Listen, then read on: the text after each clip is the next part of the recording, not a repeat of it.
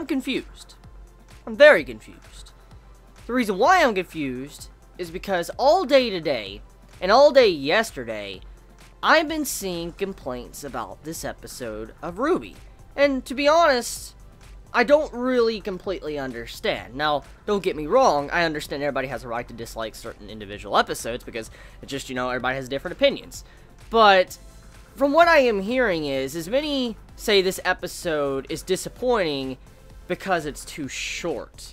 Now, I do agree that the time of this episode is a little bit shorter compared to the others, but I do think that the information we got in this episode was very important and critical, and it also sticks to the theme of what RWBY Volume 4 has been about. It's been about character development. It's not been just about nothing but darkness and stuff, which there's been a lot of dark moments. Like, the main point of Part 4 of RWBY, like, RWBY Season 4, is the dark elements of the show that's finally been built up to this point. And I guess you could say this episode was a little bit lighthearted compared to the previous episodes, but throughout the happy themes of the episode, there was clearly some indication of some darker moments, especially with whatever's going on with Blake's parents, Gira and Kali, and how they are having these plans with the White Fang. So, I mean, there is some darker moments building up in this episode, but I still think this episode was very important in terms of characterization and finding out a little bit more about Blake's parents and just where she lived and grew up at. So I'm honestly confused, and I'm just really like, why does people not like this episode? So if anyone can actually explain why you dislike this episode in the comments below, please do so. I'm very curious. I mean, I'm willing to accept anything. I'm curious to see, how you feel about the episode, because some were saying that this episode wasn't as good as the previous ones. So, being a Blake fan, honestly, I enjoyed this episode, so, yeah. Anyways, getting right into it, let's talk about Gira for a second. Did anyone else realize that the voice actor of Gira, the father of Blake, that's Father. That is the voice actor of Father from Full Metal Alchemist. I don't watch a lot of dubs. Like, I don't watch a lot of English dubs and all that. I'm like, where have I heard this man's fucking voice? I'm like, who is this man? Who is this man voicing Gira? Like, I know a lot of people from Rooster Teeth. Like, I've listened to, like, their different shows, their podcast. I watch, Achievement Hunter, Let's Play, all sorts of stuff, Rooster Teeth, and I just couldn't figure out who this man was, who, Gira was. I'm like, who the fuck voices this man? And after really thinking about it, I'm like, wait a minute. This is the voice actor of Father in Full Metal Alchemist. And when I thought of that, I'm like, yo, it is. It straight up is the voice actor of Father. I'm like, yo, they managed to get the voice actor of Father to actually be in this series. Because, to be honest, Father's voice actor, English dub, pretty fucking epic. I love that voice actor. Did a very good job in Full Metal Alchemist. And having this character, this voice actor, having the voice of Father for this important figure that has a lot of power, used to be a part of the White Fang and lead them, he needs a really good voice actor. And just having someone that voiced Father from Full Metal Alchemist voicing, Blake's father, oh, that's great. That is a really great moment of the episode. And I feel like many kind of missed that. I mean, if you haven't watched Full Metal Alchemist's dub, I don't think you probably would have realized, most likely, that voice actor was clearly Father from Full Metal Alchemist. Now, I could be wrong, actually. I mean, I could be wrong. Maybe I could be not remembering the voice acting completely, but I believe that is because of the way, the voice was done. So, regardless of that, though, let's talk about what this episode truly was about. It was details on Blake, and going back to her hometown. And her hometown is an island country. And it's a country meant for the Faunus to live and to have their own place. And as we know, there's been a lot of discrimination between Faunus and regular humans.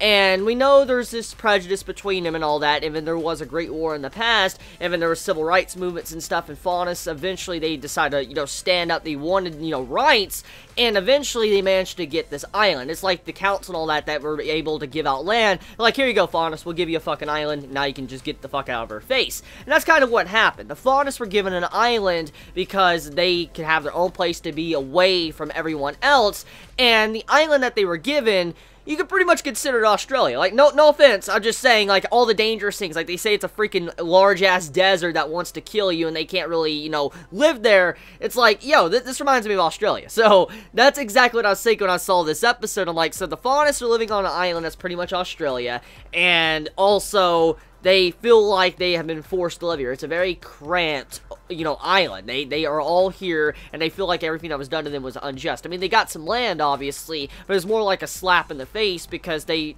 deserved a lot more. I mean, they deserved to have a lot more since they wanted to be equals with regular civilians, but they're not. They're second-class citizens because of the way they've been treated. They're still treated with disrespect, and so one of the big themes of RWBY was kind of, you know, the main focus of this episode, the prejudice of Faunus, like how Faunus are constantly, you know, picked on and they don't have proper rights like other citizens of, you know, Remnant. So when you see this episode, it does dive more into the dissatisfaction of some of the Faunus. Now, if there is one thing I can complain about when it comes to this episode, which was a negative, now it's not something that destroys the episode, but it is something I felt like Rooster Teeth could have done a little bit better on.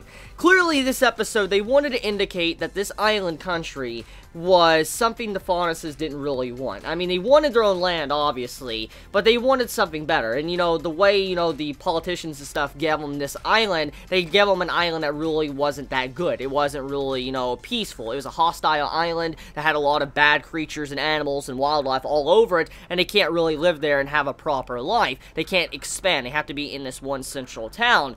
And I feel like Rooster Teeth, they could have been a little bit better when it came to some of the darker side to this episode. Now, as I said, I know this was a happy-themed episode. I'm just talking about the way Blake was talking about her hometown, how it's very cramped, and how, you know, they feel, how the Faunus feels about their situation. I feel like they could have made maybe the streets to the buildings maybe not look as good. Maybe it looked like some form of slum or something. Or you see it to where maybe there was something else going on, some prejudice, or you just see some infighting, or different things like that. I mean, I feel like Rooster Teeth could have handled that a little bit better, especially with the way they were trying to present the overall characterization of this episode and the environment that Blake grew up in.